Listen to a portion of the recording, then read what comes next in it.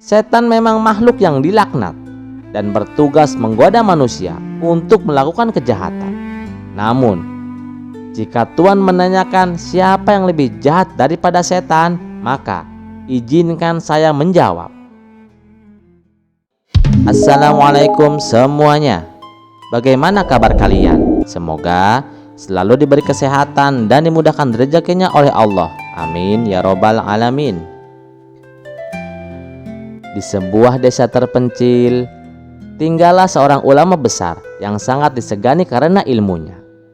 Ulama itu sangat dikenal akan kecerdasannya, terutama tentang agama dan moralitas.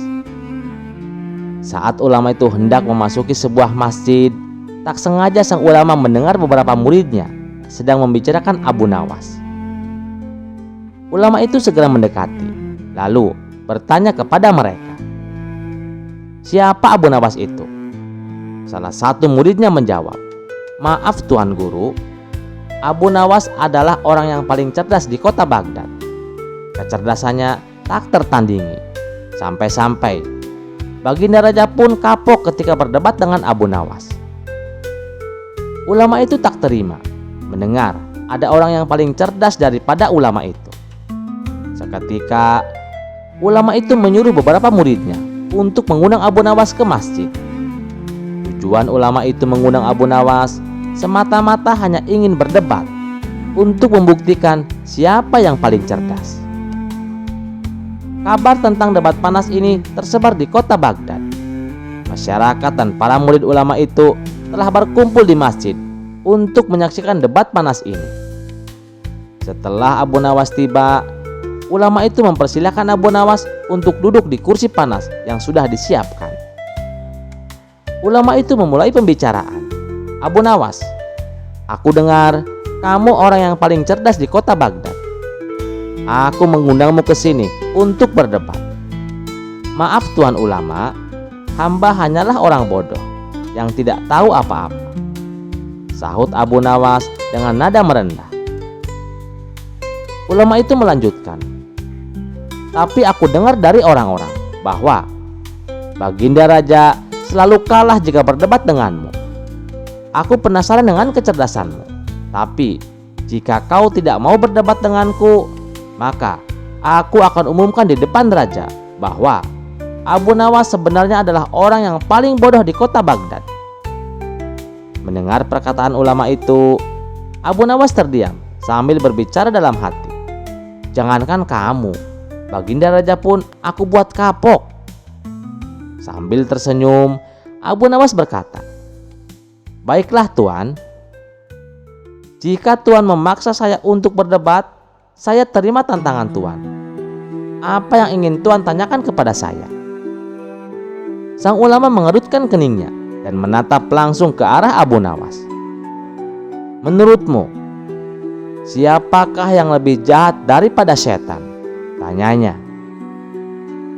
Abu Nawas mengangguk perlahan, menunjukkan bahwa ia memahami betul betapa mendalamnya pertanyaan itu. Semua orang di masjid itu terdiam, menunggu dengan penuh antusias apa jawaban Abu Nawas. "Ya Tuan," Abu Nawas memulai dengan suara tenang, "setan memang makhluk yang dilaknat dan bertugas menggoda manusia untuk melakukan kejahatan. Namun, jika Tuhan menanyakan siapa yang lebih jahat daripada setan, maka izinkan saya menjawab. Manusia itu sendiri bisa menjadi lebih jahat daripada setan." Mendengar jawaban itu, ulama tersebut tampak terkejut dan sedikit penasaran. "Apa maksudmu Abu Nawas? Bagaimana mungkin? Manusia adalah ciptaan Allah yang paling mulia. Kenapa bisa lebih jahat dari setan yang terkutuk?" Abu Nawas tersenyum tipis dan mulai menjelaskan, "Setan memang selalu menggoda manusia. Ia menanamkan keinginan-keinginan jahat di hati manusia. Tetapi setan hanya bisa membisikkan. Manusia memiliki kehendak, bebas untuk memilih antara mengikuti godaan setan atau tetap berada di jalan kebenaran. Kemudian dengan penuh keyakinan Abu Nawas melanjutkan, namun ada manusia yang telah menerima godaan. Mereka justru melakukan kejahatan dengan kesadaran penuh. Bahkan mereka menjadi terbiasa melakukan keburukan. Mereka tidak lagi memerlukan godaan setan karena kejahatan sudah tumbuh dalam hati mereka sendiri. Mereka melakukan perbuatan buruk dengan kesadaran yang utuh, tanpa penyesalan atau rasa takut kepada Allah. Ulama itu terdiam mendengar penjelasan Abu Nawas yang sederhana tapi mendalam maknanya. Namun, ia belum sepenuhnya puas. Apakah ada contoh yang lebih jelas Abu Nawas agar kita semua bisa memahaminya lebih baik? Abu Nawas berpikir sejenak, lalu berkata, "Baik Tuan, izinkan saya memberikan sebuah contoh. Bayangkanlah seorang pencuri. Pada awalnya, mungkin ia mencuri karena dorongan setan. Tetapi setelah ia mencuri beberapa kali, ia menjadi terbiasa dan akhirnya tak lagi peduli. Ia akan mencuri lagi dan lagi. Bahkan ia akan mulai merugikan orang tanpa ada rasa bersalah. Ia tak hanya berhenti pada mencuri, tetapi ia mungkin mulai melakukan kejahatan yang lebih besar demi keuntungannya sendiri."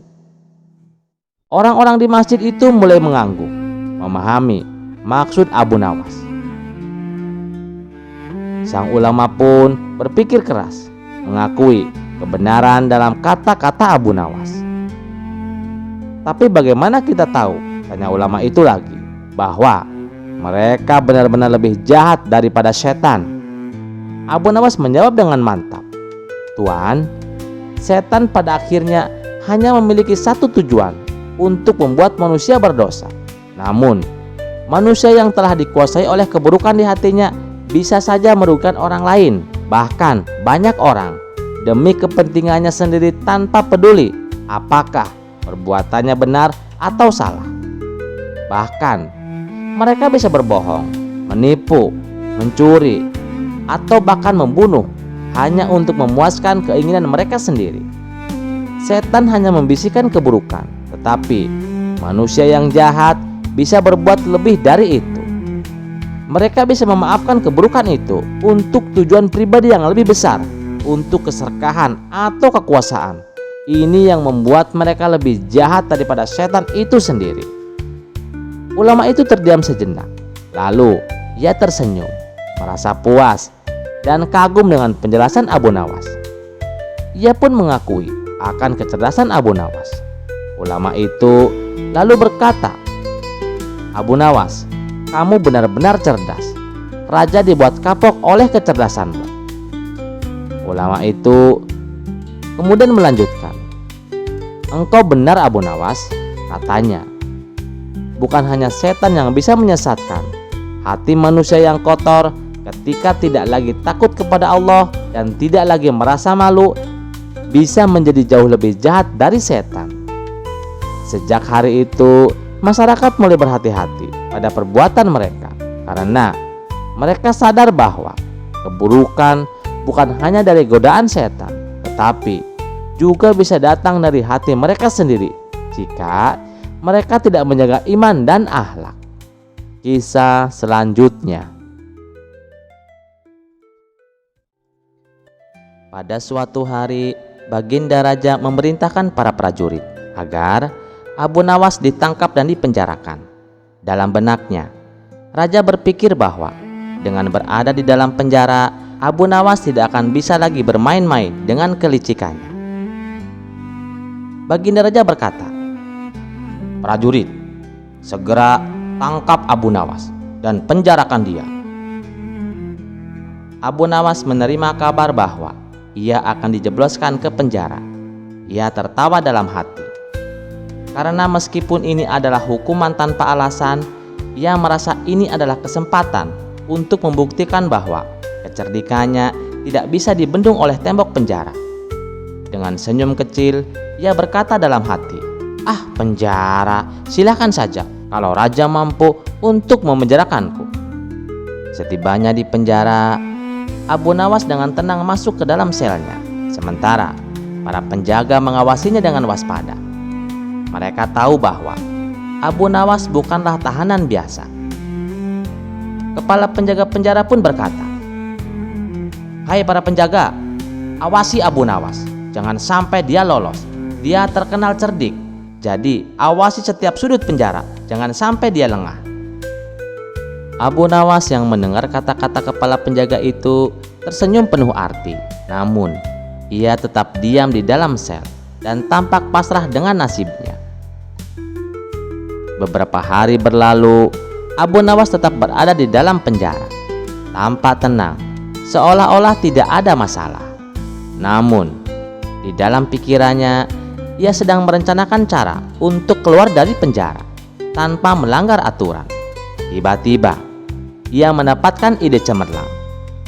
Pada suatu malam, saat para penjaga sedang lengah, Abu Nawas mulai berteriak-teriak dari dalam selnya. "Tolong, tolong, ada yang bisa menolongku. Aku harus segera bertemu dengan Baginda Raja." Teriakan Abu Nawas menarik perhatian para penjaga. Mereka mendekat ke selnya dan bertanya, "Ada apa Abu Nawas? Apa yang terjadi?"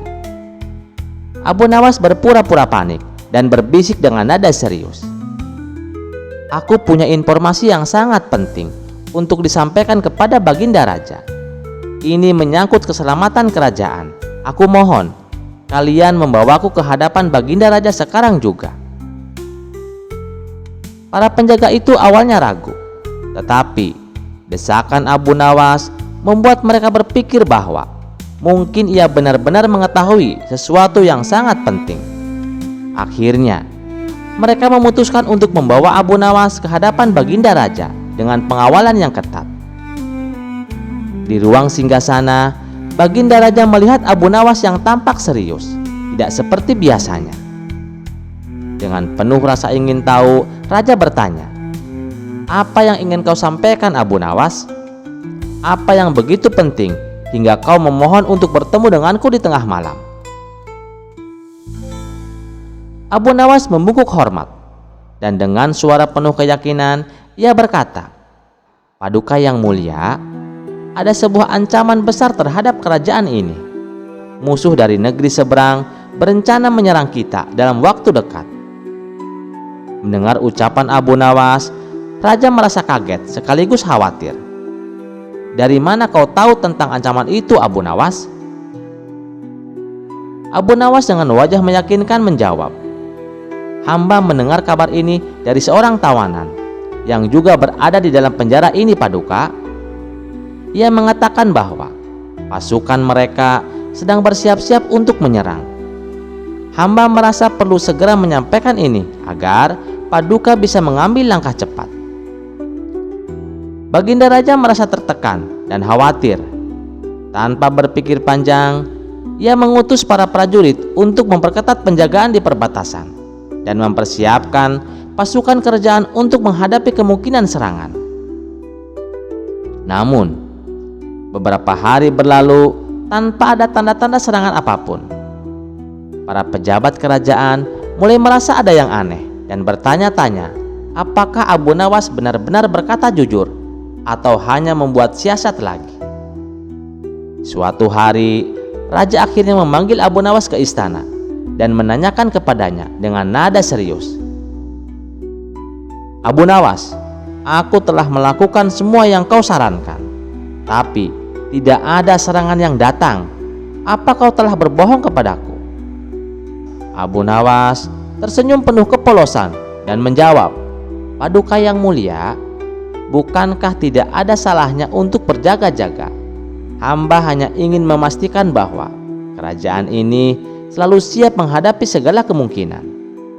Meskipun awalnya Raja merasa sedikit kesal, ia menyadari bahwa apa yang dikatakan Abu Nawas ada benarnya. Keamanan kerajaan memang harus selalu diutamakan. Sementara itu, para prajurit yang telah disiagakan membuat wilayah kerajaan menjadi lebih aman. Dan berita tentang kesiagaan pasukan kerajaan membuat negeri-negeri tetangga berpikir dua kali untuk mencoba mengganggu.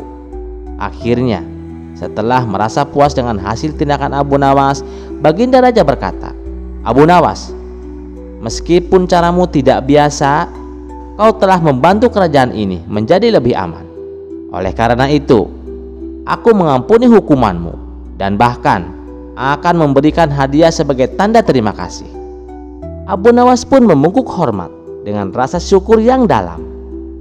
Dalam hati, ia tersenyum lebar karena berhasil mengubah hukuman penjara menjadi kesempatan untuk memperoleh kepercayaan raja dan juga hadiah yang tak disangka-sangka. Kisah selanjutnya. Suatu hari, Baginda Raja terlihat termenung sendiri di taman kerajaan. Dikabarkan, ia sedang dilanda masalah yang membuatnya tidak bisa tidur. Namun, masalah yang dihadapinya hanya Baginda Raja sendiri yang tahu. Ia sengaja merahasiakannya dari orang-orang sekitar, baik kepada penasihat istana maupun Abu Nawas selaku sahabat tempatnya berkeluh kesah. Ingin rasanya Baginda Raja melupakan masalah yang menimpanya.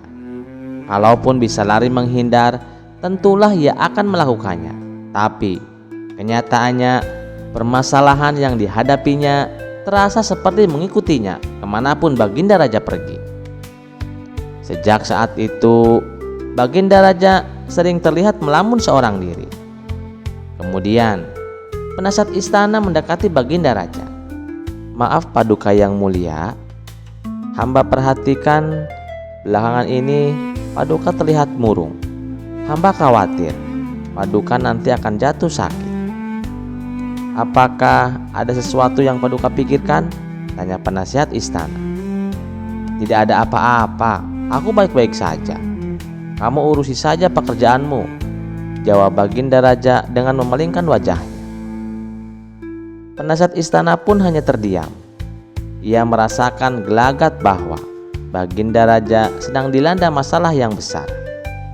Dikarenakan Baginda Raja tidak mau berterus terang, penasihat istana tidak berani membujuknya untuk menceritakan masalah yang dihadapinya. Makin hari sikap Baginda semakin tertutup. Bahkan kini enggan menerima tamu. Hal ini membuat para pejabat istana menjadi sangat khawatir.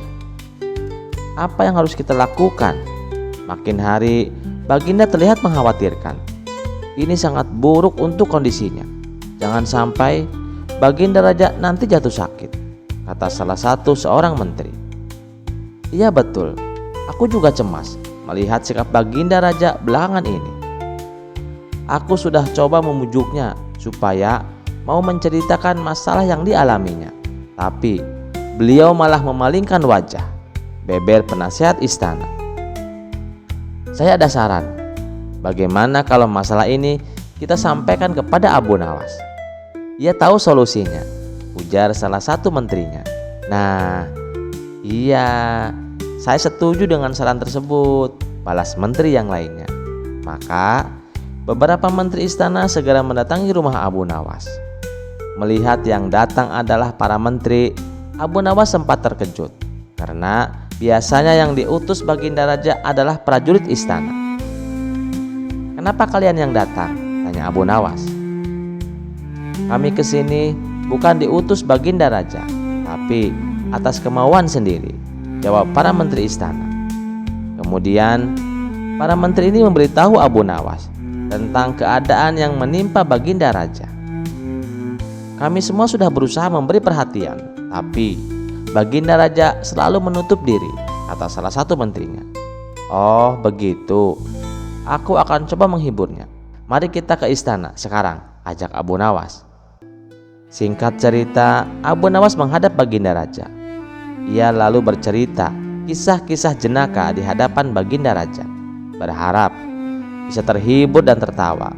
Tapi ternyata tidak ada reaksi apapun. Baginda Raja hanya terdiam, malah meninggalkan Abu Nawas lalu masuk ke kamarnya. Selepas Baginda Raja pergi, para menteri segera menghampiri Abu Nawas. Bagaimana ini Abu Nawas? Kamu lihat sendiri kan, ucap mereka. Sepertinya Baginda Raja sedang mengalami masalah berat. Biarkan aku pulang dulu. Aku akan memikirkan cara untuk mengatasi masalah ini, ucap Abu Nawas. Setibanya di rumah, Abu Nawas terus memikirkan cara terbaik untuk memecahkan masalah tersebut. Setelah berpikir cukup lama, akhirnya Abu Nawas menemukan ide cemerlang. Esok harinya, Abu Nawas pergi ke pasar.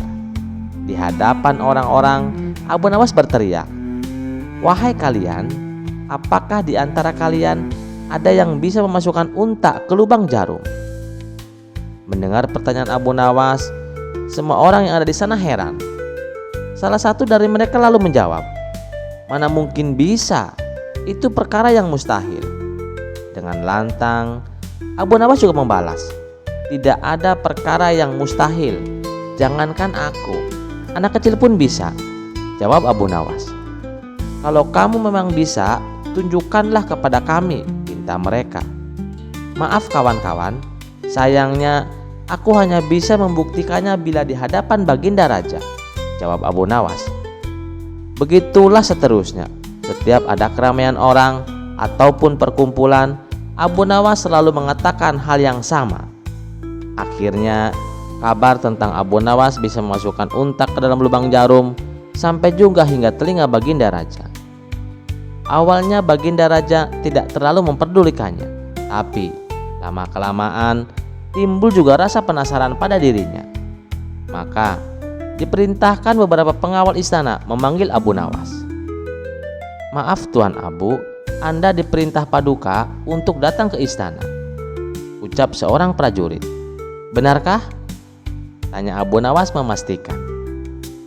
"Benar Tuan Abu Nawas," jawab sang prajurit. "Rencanaku akhirnya berhasil," pikir Abu Nawas. "Oh ya, bagaimana kondisi Baginda Raja?" tanya Abu Nawas lagi. "Ya begitulah Tuan Abu Nawas, Baginda Raja masih sering mengurung diri dan masih sering tampak termenung," jawab salah satu prajurit. "Baiklah, aku akan ke sana sekarang," balas Abu Nawas. Tidak lama kemudian, Abu Nawas sampai ke istana menghadap Baginda Raja. "Wahai Abu Nawas, aku dengar kamu bisa memasukkan seekor unta ke lubang jarum. Kamu bersedia membuktikannya di hadapanku? Benarkah itu?" tanya Baginda Raja. "Itu benar Paduka yang mulia," jawab Abu Nawas. "Bagaimana mungkin? Aku rasa itu perkara yang mustahil," balas Baginda Raja. "Ampun Paduka, di dunia ini tidak ada yang mustahil," ujar Abu Nawas. "Baiklah, sekarang coba kau buktikan," perintah Baginda Raja. "Caranya mudah Paduka. Kita tinggal membuat jarum yang lubangnya lebih besar daripada seekor unta. Dengan begitu, kita bisa memasukkannya dengan mudah. Bahkan anak kecil pun bisa," jawab Abu Nawas. "Kalau caranya seperti itu, semua orang bisa melakukannya Abu Nawas. Berarti kau telah menipu semua orang, termasuk aku," ucap Baginda Raja.